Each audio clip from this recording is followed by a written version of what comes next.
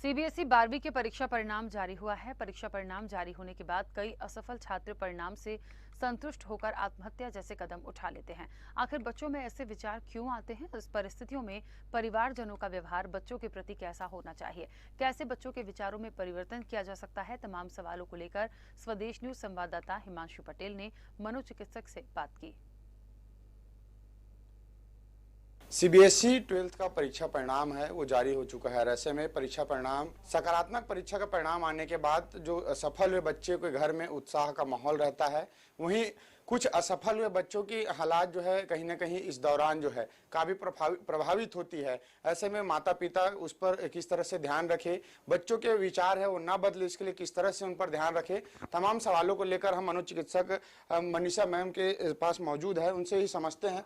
Ma'am, आज परीक्षा का परिणाम जारी हुआ है, बच्चे जो है असफल होने के बाद कई तरह की ख्याल उसके दिमाग में आता है, उस विचार को कैसे कैसे विचार आते हैं और विचारों को कैसे बदलना चाहिए?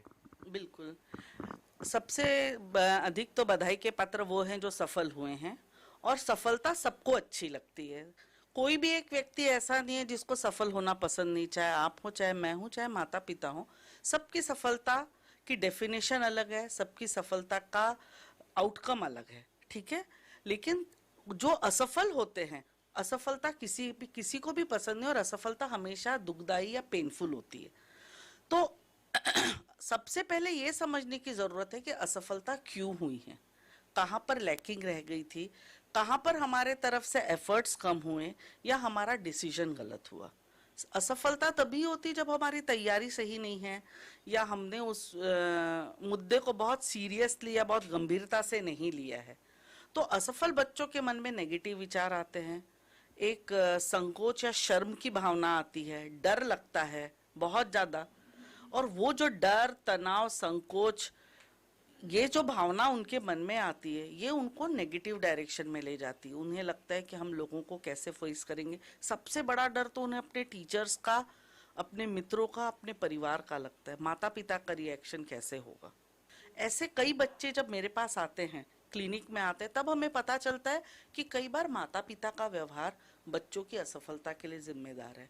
कई बार स्कूल में टीचर्स इतना डीमोटिवेट करते हैं बच्चे के अंदर, अगर वो कैपेबिलिटी नहीं है, वो प्रॉपर नहीं पढ़ा पा रहा है, उनका इंटेंशन नहीं रहता, लेकिन वो मजाक उड़ाते हैं या बच्चों को टोकते हैं या उन्हें मोटिवेशन ही नहीं देते, तब बच्चे के अंदर कॉन्फिडेंस कम होता है और वो असफल होता है। और इसमें टीचर्स और माता पिता का प्रॉपर सपोर्ट मिलता है तो बच्चे अगली बार जरूर सफल हो सकते हैं।